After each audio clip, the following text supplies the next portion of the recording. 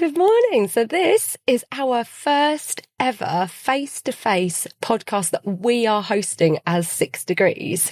So 6 Degrees, I'm the co-founder of with Ollie, and today we have the privilege of having Vicky here. 6 Degrees is a purpose-led wealth manager.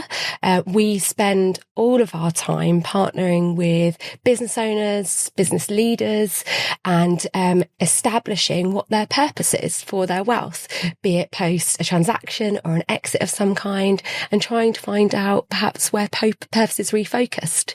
Our conversations are centred around values, childhood experiences, all of which I know all three of us are super interested in and excited to talk more about. So excited to get into today. Yes. Well, I couldn't think of a better guest to have on our first podcast, Vicky. You're a practicing financial psychotherapist. That's right. And we'll get into some details of what that involves. On top of that, you're the author of Money on Your Mind, which was a bestseller from last year. It won the Money Awareness and Inclusion Award in 2024. So congratulations. Thank you. We loved the story. We loved the book. We loved the vignettes you brought in from the sort of anonymized sort of clients and experiences you've had. And we can't wait to delve into this in further detail and hear your insights and views. Yes. So thank you for joining us. Thank you. I thought we could perhaps start off. Catherine mentioned the word purpose, which is very dear to our hearts and the founders we work with. I'd love to hear about your purpose as a starter and how that mixes with your world as a financial psychotherapist and what you do.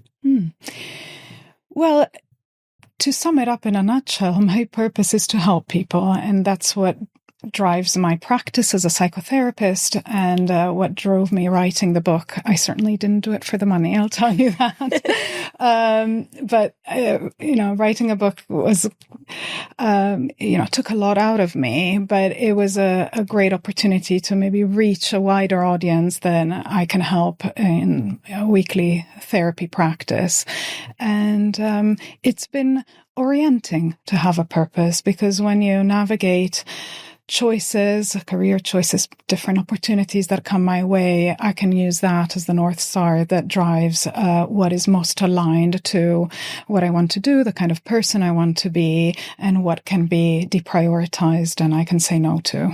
In a book, we know it's full of stories and experiences, and those are the things that we find actually drive the conversations that we have with our families, is their experiences, both in business but as well with finances and money as they were growing up. I'd be interested to hear how your conversations really highlight some of those considerations and feelings that they've had throughout their childhood and how they bring them into perhaps their adulthood relationships with money.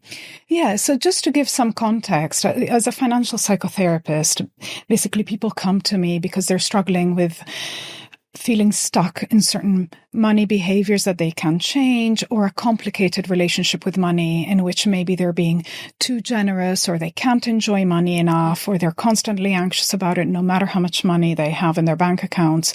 So something is getting in the way of them having good financial well-being, and that something is emotional. There's something to be understood, meaning to be made out of. What does money represent to this person, and what unconscious belief could be sitting in the background driving what they're doing with money. So what we do is we begin to unpack their money story. We start with a problem that they bring in the present and move from there. But often it links back to childhood experiences. And what I found most interesting in the practice and what the book is really focused on is not just the money lessons that we learned or didn't learn growing up, but there's all sorts of non-money related experiences that shape and drive what we do with money in the present. So to give you some examples, I've seen people who self-sabotage financially financially, unconsciously, obviously, but they end up in these financial messes. And what's driving that is a particular attachment pattern. So they are maybe insecure in relationships, and their way of drawing people closer is to be rescued out of messes of all sorts. And so that could be one way in which something that has nothing to do with finance could be driving what we do with money. Or people who overspend, not because they can't simply manage their impulses, but it might have to do with wanting to belong in a group of people, because maybe there's something around identity growing up that hasn't quite been resolved, something around fitting in high school or being bullied that has stayed with them as a longing to fit in, dress the part, and treat people to drinks so that they like you more and all sorts. So there's all these ways in which early experiences shape what we do now, and that's what I try to help the client unpack and reveal. So our work is typically with families, and that can involve a spouse, it can involve adult children, teenage children. And we think a lot about scarcity and abundance. What are people's experiences growing up? How does that influence their behaviour? Would you be able to reflect a little bit on that area? Yes. So the first thing to say is that the amount of wealth in the family that you grow up with doesn't necessarily lead to one particular outcome. I think it's about reflecting on how scarcity or abundance influenced your view of money, your use of money in the present. So to give you some examples, I've seen people who grew up in scarcity, and that resulted for them in a conscious, constant anxiety about money. So no matter how much they end up changing the circumstances and doing better than their family of origin, they live anxious about money because they know what it feels like at a very visceral level when money is not there and there isn't enough of it. Other people that grew up in scarcity might take that as kind of the fire in their ambition, what drives them to change their circumstances and never feel like that again. And so, same kind of circumstance, but very different outcome. And the same with wealth. I've seen wealthy people who come from families with a lot of money who maybe make a mess out of their finances because they were never really taught that money is a finite resource. And so they end up spending it too freely, not managing it well. They take it for granted. And maybe there's even a sense of entitlement that has stayed with them as a result of growing up wealthy. Whereas for other people, what that translates into is security and confidence. So maybe they grow up feeling that money isn't a scary topic to talk about. They feel quite comfortable speaking the financial language because they've been around it all their lives. So I think it's what you do with the experience and how it impacted you, reflecting on it, being aware of it, and where it can be a weakness or even a blind spot in some cases in the present. I think that's what matters more. It makes me think of when we first talk to a family about wealth that they perhaps created, the first thing we know is that they didn't create that business necessarily for the outcome of money, but they feel a huge sense of responsibility when they receive that money, not least because they've perhaps not had that, for example, growing up, and their children will be growing up in an entirely different circumstance where there is wealth that is available or could be used in one way or another. Be interesting to hear the conversations that you've had with families where perhaps there has been a difference between the parents and the children and what impact that can have and possibly outcomes. Yes, and I think the most common worry is that money will spoil children. It will deprive them of drive and motivation. And it's a very interesting question how to manage that, because I think the first thing to say is that children can be quite confused. Growing up with a family where some of the messages are inconsistent with their experience. So they might hear, money doesn't grow on trees and, it runs out and, you have to be careful with it. But actually the child has no experience of that. What they see is abundance, is they ask, they get. So I think one of the first things that parents can do is be conscious that there will be an inconsistency that will have to be explained. And there's different ways to explain it, and it has to be age appropriate. But I think there's something about telling the story of the money, how it was made, where it came from, because I can hear then the adult clients telling me the money stories that they heard their parents say, and stories stay in the families, and they can have, a great impact. And sometimes it's even, you can go back generations. I've heard clients say, my grandpa made all the wealth, and this is how it was made, and so on, and I want to be like him one day, and so on. So it can be quite aspirational.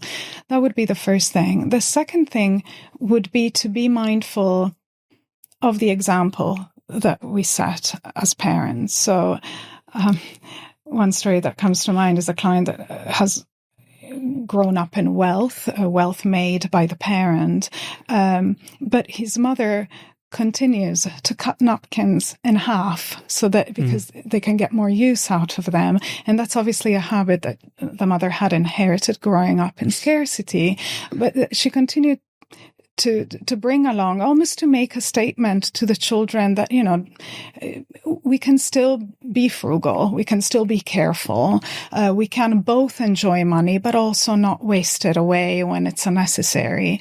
But I think we can model these things, but it's also important to talk about them, talk about the trade-offs when you make decisions. And the other thing to say is, it's all good telling them stories and explaining things, but I think there's something about giving them experiences that will let those messages sink in. So, for example, when it comes to how the money was made, I think it's important that parents talk to their children about what drove them in the business, what satisfaction they got out of working. But why not give the children an experience of that as well by, for example, leaning into some of the children's interests, whatever it might be. Let's say it's baking, why not help them, encourage them to organize a bake sale, for example, and watch them create a project, watch them feel proud of the outcome, but most importantly, be with them in the middle bit.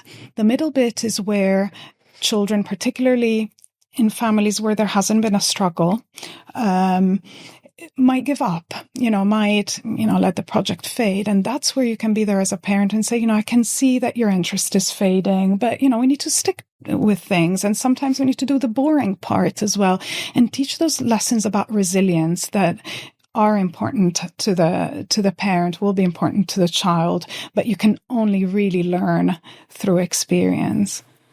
I love that. I think that's a really, really insightful and interesting route to teach children. We've both got young children, and we're thinking very much about how we bring money into the conversation. And it sounds like you're saying, a bit like running a business or founding a business, it's not about the money. It's about the purpose and the satisfaction and the resilience you have to build to get there and what you can learn on the way. We often talk about how in this country, especially, money is a bit of a taboo subject. And so bringing it up can feel difficult, awkward. Culturally, I don't think we're particularly well equipped from childhood to think about money. So I think bringing it into an experience, I think is a really nice route to do it. And I think there's something about giving children an experience of two things. One, the practical managing of money. So, you can give them a weekly allowance rather than just saying yes to their requests and this back and forth of them asking for more, so that they can learn the basic skills around managing a budget, spending and then regretting that you've spent it all on one thing, planning, saving up for something. Those are kind of important life skills. But the second bit, which goes to your point, is about be with them in the emotional journey of that. So when they've spent too much, maybe they spent all their, the first 3 allowances on something, you can ask them, what did that feel like? Are you actually enjoying that piece of Lego you bought, or do you wish you had bought something else, so that they can become aware of the emotions that have driven their choices. They can be aware of the emotions that come up after a choice, the regret, the guilt, or maybe even the excitement.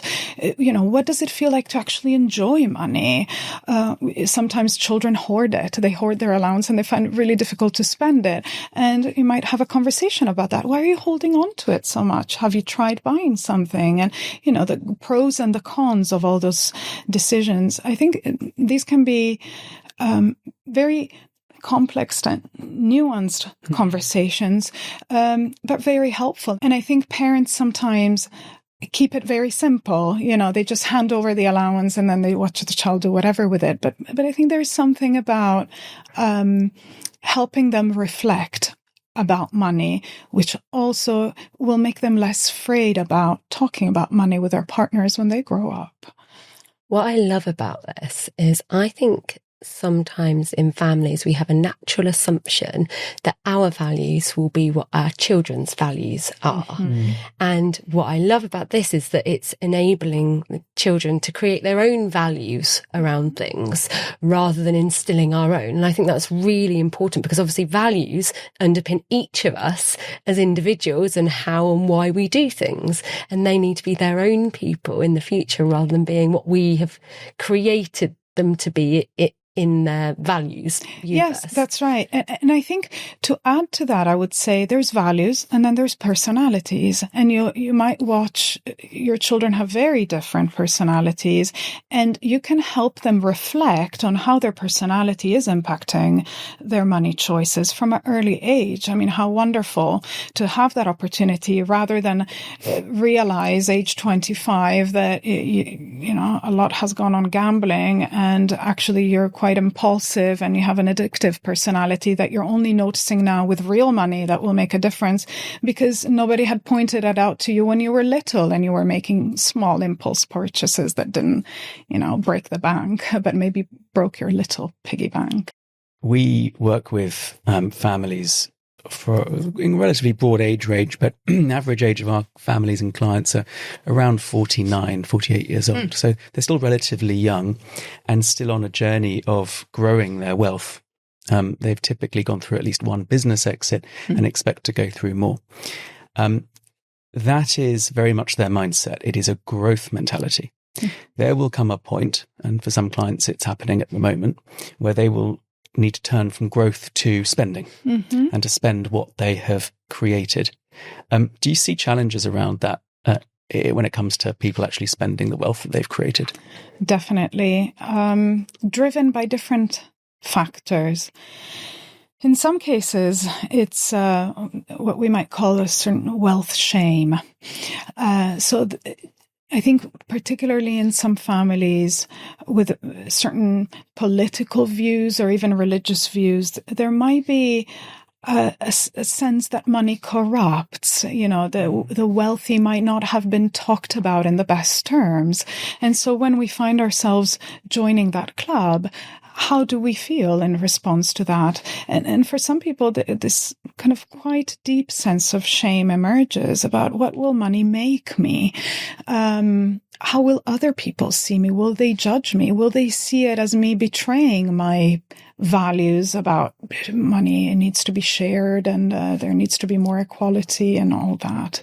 So I think a lot of people struggle with maybe reshaping an identity of themselves as both wealthy and aligned with values that they grew up with and maybe that they would still want to hold on to. So I think there's a conversation there that can be had around aligning those things. Other reasons can be less directly related to money. So I've seen people who maybe don't feel deserving of good things, not at a conscious level, but at quite deep unconscious level.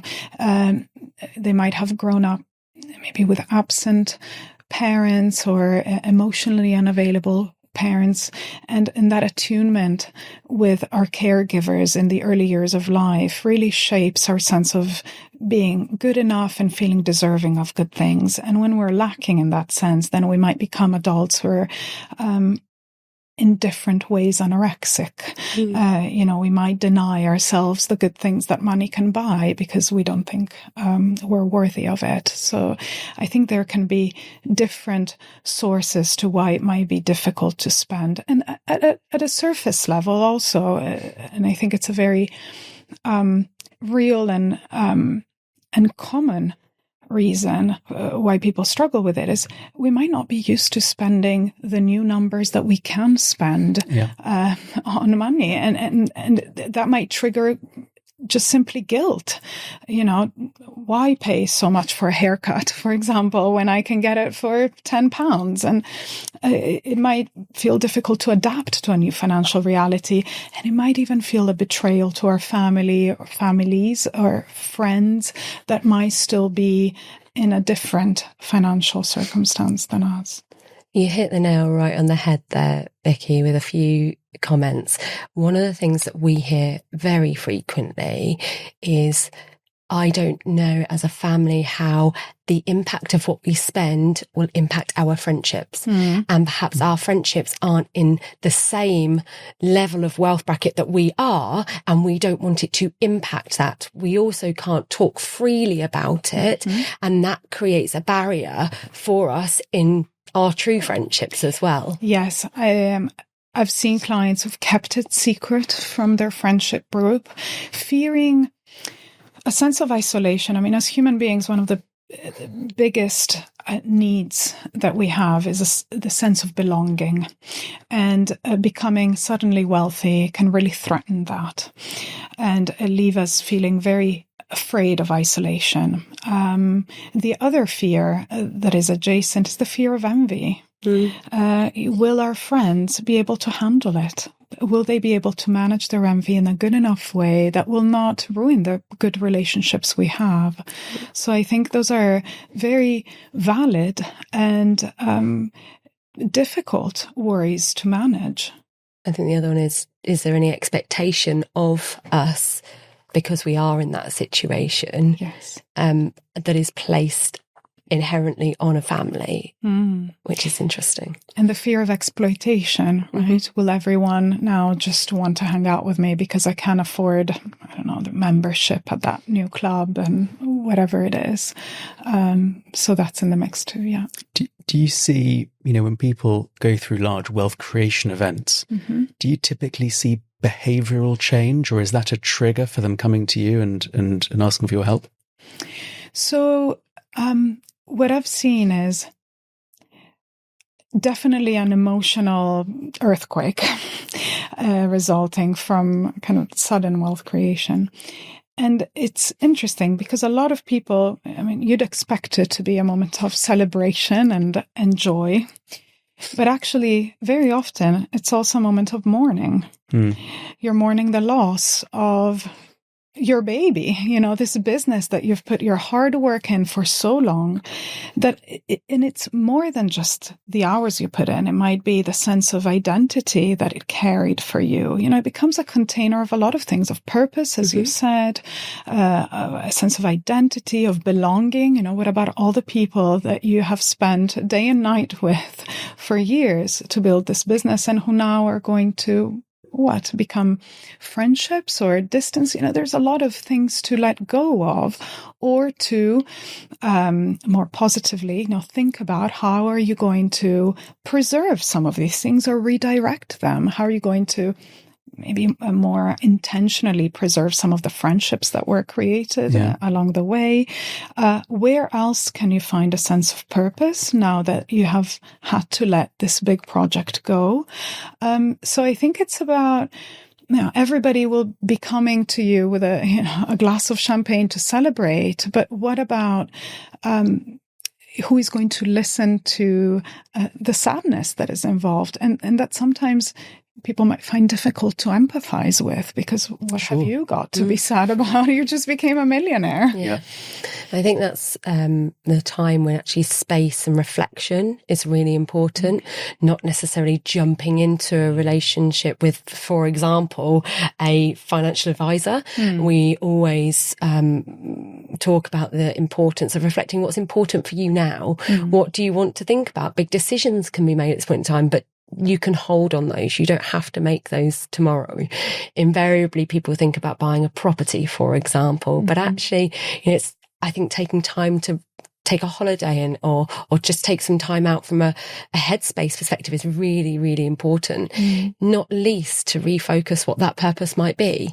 And the wealth can then facilitate what that purpose can be. And we believe that's a fundamentally important conversation about how can your wealth now facilitate what your new purpose, or even extend what your purpose was previously, but embody your values at the same time. Yeah, I completely agree with that. And I think there's something also about preparing for that. So as you say, one good piece of advice is don't jump into decisions the day after, but also how are you going to prepare for that? And I know it's hard because in the lead up to the sale of a business, there's just so much to go to manage and to handle. You don't have space to go to therapy, but maybe that's exactly the space you need to create so that you don't come crashing down the day after. And so I think it's something to think about. I'd love to extend this a little bit, this discussion about businesses and founders, because if we take a slight change of tack, Catherine and I came together to build 6 Degrees. Most business and startups these days tend to be multi-founder led. It's quite rare to find single founders these days. And everyone comes to that table and comes to that business with, like in a family, with their own emotional money history, emotional baggage that comes into the relationship. And we've talked quite a lot about that, haven't we? And we both have siblings ourselves. And our relationship is sometimes compared with that. And we're aware of that.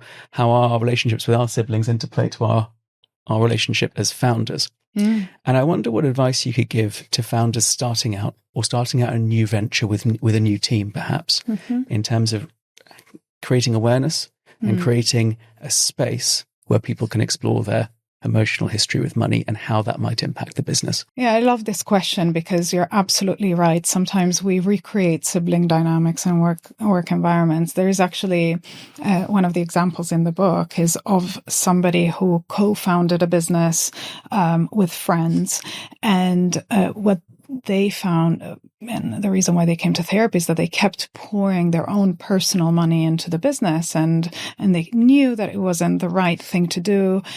Other partners hadn't put so much skin in the game. What was driving this?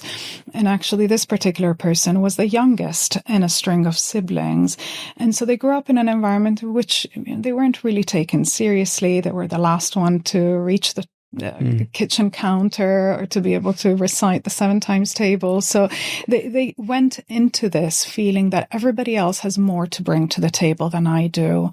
And so they had something to prove. And their way of bringing value was financial. And so we really needed to take a step back from this and say, well, let's test some of these beliefs. Is it true? Or is it just that you're experiencing these partners the same way you experienced your family, and maybe these feelings belong to back then and they don't need to belong to the present? And so I think the first thing to do is to look honestly at ourselves, at the role that we tend to take in friendship groups. So we all have a voice that in our minds that might provide quite a colorful commentary to ourselves when we're going through our day. What if we start to notice that? What insecurities is it flagging, pointing out? Is there something that we feel we need to prove or compensate for? And all of those insights can really help us be conscious of how we're presenting and what we need to change in order to present ourselves differently. I think that self-reflection is really interesting when it comes to big decisions that are made, not least in a business, but also when founders have left a business and what comes next. And I think you can see that sometimes that money can drive big decisions, and that emotional overlay actually you need to take a step back and say, what is the emotional overlay that's coming with that big decision that I'm making, and who's it going to impact? I think that's a really good takeaway from that. Yeah, and I mean, should money drive those big decisions?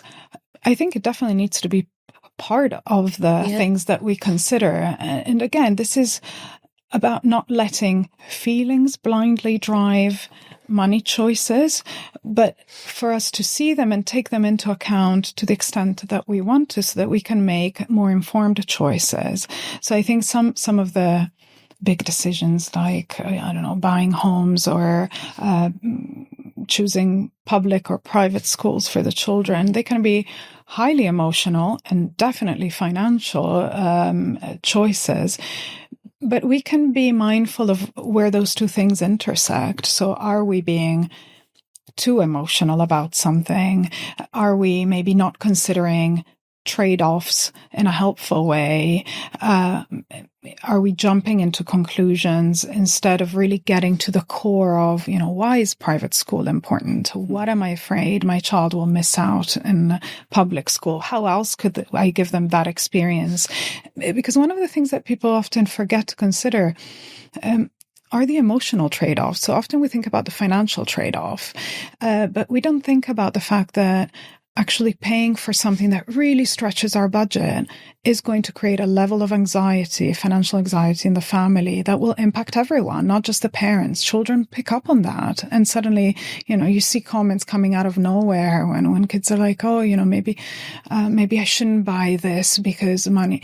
And you think, well, where did they pick that up from? But, we communicate unconsciously as much as verbally. And so I think it's important to consider, if you are in that point of stretching yourself too thin, what is the cost, both emotional and not just financial, of this?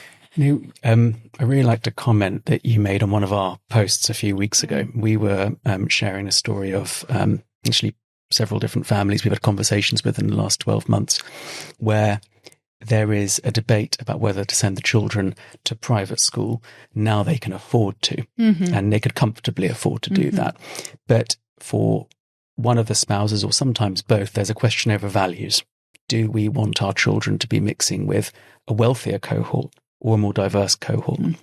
And you made a comment that it's actually not as black and white as that, and it's more nuanced. And I wonder if you can just unpeel that a little bit for us here. Well, first of all, what are the assumptions that these families are making about what it's like to be mixing with the wealthier cohort, and what that will do to the child? So is it, a fear of growing up entitled and thinking that, everyone can go to the Maldives on holiday? Is that the worry? Well, if that's the worry, how could we manage that so that it doesn't become a black and white debate of, okay, that's bad, therefore we need to choose something different? But what can we do to manage this aspect of the private school experience that we worry about? And it could be, very practical things, like maybe they will have this experience in school, but when it comes to sports, rather than, join only the elite team in the private school, maybe they can join the local team that is more socially diverse, and where they can see that, children of different backgrounds show up, and invite them to birthday parties at homes of different sizes, and they can get a real exposure to difference. The other thing to be said is that I've heard that concern about, children mingling with a wealthy cohort, but I've also heard of adults telling me their very visceral experience of what it was like to be the only kid in school that stood out, either because they were the only bursary kid in a wealthy school, or because they were only wealthy kid in a school in which people couldn't afford the sorts of family holidays or, technology or whatever it is. So I think there is something, going back to that point, we need as humans to feel a sense of belonging.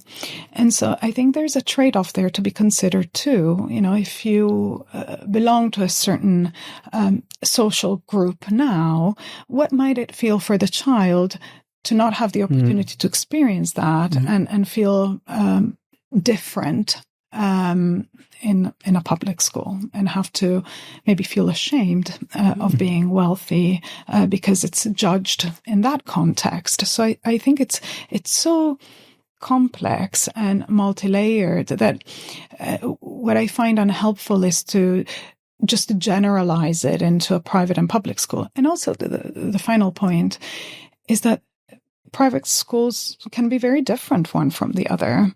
There's schools that pride themselves on their, elite choice and the families that go there, and others that consciously try to downplay that and to give children an experience in the real world and do a lot of community work. And so I think there's also that nuance to keep in mind. It sounds like values are only part of the story with that sort of, it's not as simple as these are our values, this is what we're going to do. It's nuanced. You've got the child's personality, you've got the different types of school. I think that's an interesting way of putting it. Yeah. We've talked about a lot of different types of relationship. The one we haven't touched on is spousal, which I find really interesting. Very often, Ollie and I will create a space for spouses to come together to talk about their wealth and talk about how they feel and talk about what they want and to talk about their experiences, something that they don't very often necessarily have the time to do. And you've touched on there, Vicky, a couple of times how the rest of the family might pick up on feelings, on views, because probably a conversation can't take place actively out loud. It'd be interesting to hear your experiences there of perhaps different spouses having different upbringings or different understandings or feelings or even values when it comes to wealth. It's common. And we all have our differences when it comes to money. So even when there isn't such a big discrepancy in terms of one growing up with money and one without, we all have a different attitude to money. And what I find is that sometimes people jump too quickly to the conclusion that they're incompatible when it comes to money, whereas in reality, they could very well be complementary if only they allowed themselves to really understand the other person's view, but also be real about the limitations of their own attitude to money. So generally when couples clash when it comes to money values or money behaviors, they tend to focus a lot on why am I right and why you're wrong? Or, what are the benefits of my approach and what are the shortcomings of yours? And what stays out of the conversation are the limitations of my approach to money and the benefits of yours. And that's where I think that great conversations can happen around couples becoming complementary, in which maybe somebody who is a bit more frugal can teach the overspending partner maybe a thing or two about holding back on impulses and emotionally regulating before making a purchase, and vice versa. There's the partner that can actually teach the other how to enjoy money more rather than just sit on it as a big pile of cash that they're going to take to the grave.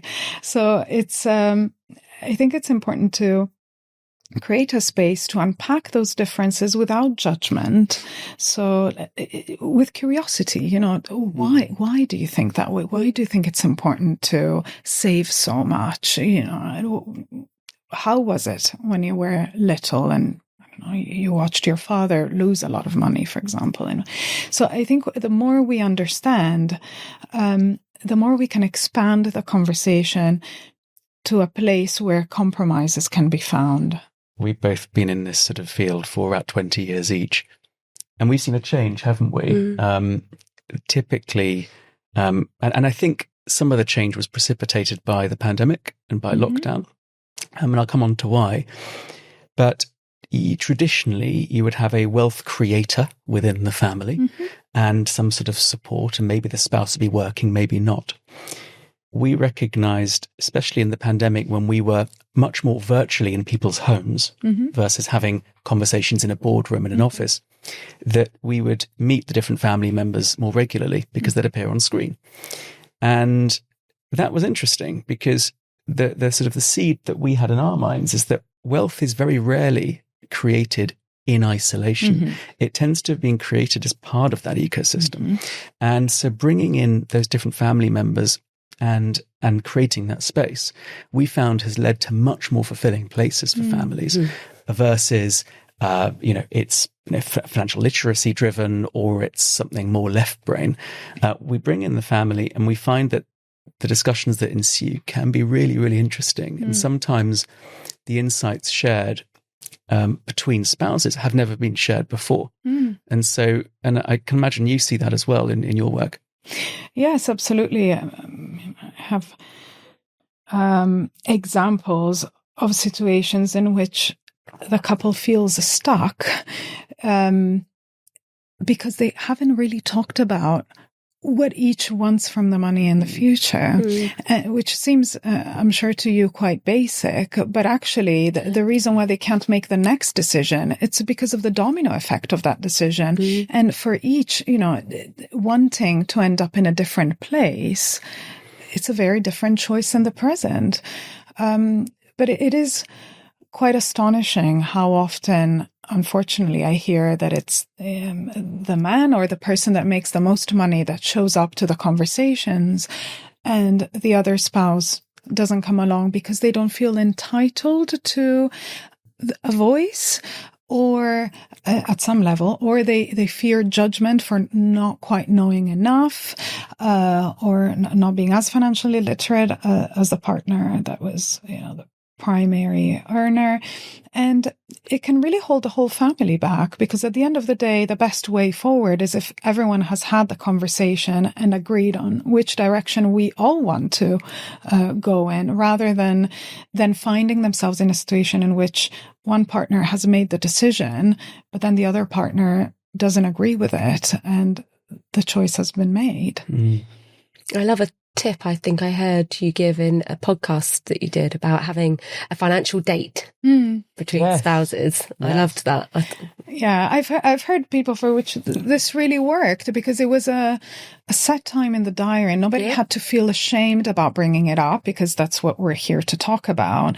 And also it's a subject that can come wrapped up in a lot of insecurities, fears, worries. And so it's very easy to postpone if there isn't a set time for it. We're very good at procrastinating and putting off the tasks that we don't want to do. And this could quickly fall out of our radar or move down the priority list. But when there is a fixed time, it makes us more accountable, I think, both parts of the couple. I like that too. That was my takeaways to go and get up financial dates. You're going to put them in my diary too. That's a good idea. There's a phrase that came to my mind when you were speaking just then, and it's a philosophical and very practical question that we ask our clients. And that question is, how much is enough? And it's a great question because it opens up a whole conversation. And we think right brain, left brain, 6 degrees world. And there's a left brain answer. We can calculate how much is enough for families to have a certain level of income. We can calculate the figure. But what's more interesting is actually hearing their right brain answer, which can differ between spouses. And often it does differ between spouses. One who says, we've got enough to last our lifetime. We could both stop working today if we wanted. And the other says, no, this is not going to be enough. And I don't know what that looks like because there might never be enough. And I think that's quite interesting to delve into. But I imagine you see that as well in your practice. Yes, my favorite response to that is enough for what? Yeah. And it's incredible how diverse the answer can be, enough to be taken seriously, finally, by my family, or enough to feel safe because I know what it's like not to feel safe. Enough to finally not have any conflict in the family and nobody, making demands I can't meet. But all of those things sometimes are unrealistic expectations that we place on money. They're just fantasies, right? Yeah. That, it wasn't money that was going to resolve conflict. There's a deeper issue about communication. It wasn't money that was going to leave you feeling that you can fulfill other people's needs. Maybe that's an insecurity that needs to be worked on elsewhere. And so there's, I think, a real challenge in terms of separating that kind of the emotional enough from the reality-based enough, and really having a a moment of realization of when were we expecting something unrealistic for money to fulfill. I've loved this. This has been wonderful, fascinating. Vicky and Ollie, thank you so much. There's a lot to take away here, I think, and I hope a lot to learn from and to reflect on for everybody. Yeah. No, thank you so much for having me. And I love that you put purpose at the center of these conversations because, as I always say, it's really not about the numbers. It's about what we want money to do. It can be an enabler of a lot of things if we let it. Yeah. Well, look, you've left us so much to think about. Really appreciate your time. And thank you for joining us today for this conversation. Thank you.